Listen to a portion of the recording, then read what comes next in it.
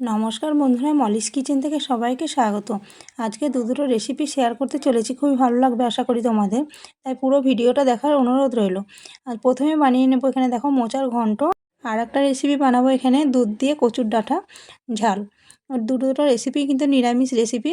এখানে দেখো আমি মোচাগুলোকে খুব সুন্দর করে ঝিরিঝিরি করে কেটে নিয়েছি। তারপরে দিয়ে দিলাম কড়াইতে সর্ষের তেল। তেলটা গরম হলেই দিয়ে দিলাম কাঁচা লঙ্কা আর একটু কালো জিরে ফোড়নে। তারপরে দিয়ে দিলাম কেটে রাখা আলুগুলো দিয়ে কিছুক্ষণ নেড়েচেড়ে নেব। আলুগুলো কিন্তু এখানে আমি সেদ্ধ করে নিয়েছিলাম, তাই দেখো একটু নেড়েচেড়ে নিয়ে দিয়ে দেবো মোচাগুলোকে। এগুলো কিছুক্ষণ নেড়েচেড়ে নেব। তারপরে দিয়ে দেবো স্বাদ মতো লবণ আর হলুদ, এগুলোই দেবো, আর কিছু কিন্তু দেবো না এখন এখানে। এবার আমি দেখো এখানে ঢেকে রেখে রান্নাটা করে নেব। ঢেকে রেখে রান্নাটা হয়ে গেছে দেখো, প্রায় অনেকটা হয়ে গেছে। এবার আমি এটা নামিয়ে নেব। নামিয়ে নিয়ে আবারও দিয়ে দেবো কড়াইতে সর্ষের তেল। তেলটা গরম হলে দিয়ে দেবো দুটো শুকনো লঙ্কা ফোড়নে। আর এখানে দেখো একটু মশলা নিয়েছি, আদা জিরে আর টমেটো, এগুলো বেটে আমি দিয়ে দেবো একটু মশলাটা। অল্প দেবো মশলাটা, খুব বেশি দেবো না। তারপরে দেখো মশলাটা খুব সুন্দর করে কষিয়ে নেব। এখানে কিন্তু লবণ হলুদ কিছুই দেবো না, তার কারণ লবণ হলুদ সব দেওয়া হয়ে গেছে। মশলাটা এবার দেখো কষানো হয়ে গেছে। এবার আমি দিয়ে দেবো মোচার ঘন্টটা। এরপরে দেখো আবারও কিছুক্ষণ নেড়েচেড়ে নেব, খুব সুন্দর করে একটু মাখো মাখো হয়ে যাবে, তখনই কিন্তু নামিয়ে নেব। এই মোচার ঘন্টটা খেতে কিন্তু দারুণ লাগে, নিরামিষ রেসিপি। এখানে তোমরা চাইলে একটু মুগের ডাল দিতে পারো কিংবা বড়ি দিতে পারো, আমি কিছু দিইনি, এটা পুরো সিম্পল রান্না করেছি, খেতে কিন্তু দারুণ হয়েছিল। আর যেহেতু আলুটা সেদ্ধ করে নিয়েছিলাম, সেই জন্য আলুটা সেদ্ধ হওয়ার কোনো ব্যাপার ছিল না।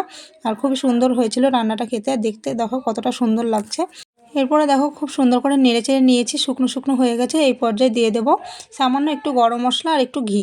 নিরামিষ রেসিপিতে একটু ঘি আর গরম মশলাটা না দিলে কিন্তু ভালো লাগে না, সেই জন্য একটু ঘি গরম মশলা দিয়ে আমি দেখো নামিয়ে নিয়েছি। এবার কতটা সুন্দর লাগছে দেখো, খেতে কিন্তু অনেক টেস্ট হয়েছিল। এরপর আমি দেখো কচুর ডাঁটাগুলো আমি কেটে নিয়েছি, কেটে ধুয়ে আমি এখানে নিয়ে নিয়েছি একটা হাঁড়ির মধ্যে দেখো দিয়েছি। দেখে মনে হচ্ছে এক হাঁড়ি আছে কচুর ডাঁটাগুলো, কিন্তু সেদ্ধ হয়ে গেলে কিন্তু একেবারে মানে অল্প হয়ে যাবে।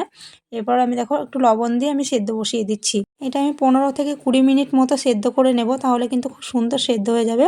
দেখো একেবারে হাঁড়ির নিচে চলে গেছে, মানে তলায় পড়ে গেছে। এরকম করে সেদ্ধটা করে নিয়েছি। এরপর আমি একটা ফুটো ঝুড়িতে ঢেলে দিয়েছি, যাতে করে জলটা ঝরে যায়। এরপরে কড়াইতে দিয়ে দিলাম সর্ষের তেল। তেল দিয়ে কিছুটা বেশি শুকনো লঙ্কা দিয়েছি। এটা একটু ঝাল ঝাল হবে, ভালো লাগবে তাহলে খেতে। এবার আমি দেখো শুকনো লঙ্কাটা ভাজা হয়ে গেছে, দিয়ে দিলাম একটু কালো জিরে। তারপরে ওই মশলাটা আবার দিয়ে দিলাম, আদা জিরে আর টমেটো যেটা বাটা ছিল সেই মশলাটাই দিয়ে দিলাম। দিয়ে তারপরে দিয়ে দেবো এখানে দেখো স্বাদ মতো, মানে লবণটা দিইনি, লবণটা আগেই দিয়েছি, সেই জন্য লবণটা এখানে দেবো না। এখানে শুধু দিয়ে দেবো হলুদ। হলুদটা দিয়ে খুব সুন্দর করে মশলাটাকে কষিয়ে নেব। তারপরে দেখো জল ঝরিয়ে রাখা কচুগুলোকে দিয়ে দেবো। জলটা কিন্তু একটু চিপে নিতে হবে, নাহলে কিন্তু খুবই মানে জল বেশি হয়ে গেলে ভালো লাগবে না। যেহেতু এখানে আমি একটু দুধ দেবো, দুধটা দিয়ে রান্না করব, সেই জন্য একটু জলটা কিন্তু ঝরিয়ে নিতে হবে।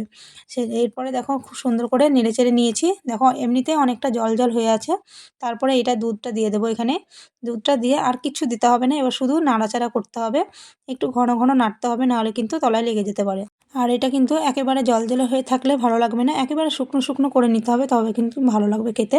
এরপরে দেখো একটু নামানোর সময় সামান্য একটু চিনি দিয়েছিলাম, একটু মিষ্টি মিষ্টি হলেও ভালো লাগবে, সেই জন্য চিনিটা দেওয়া দেখানো হয়নি। এবার দেখো পুরো শুকনো শুকনো হয়ে গেছে। এবার এতেও আমি নামানোর সময় সামান্য একটু ঘি আর গরম মশলা দিয়ে নামিয়ে নেব।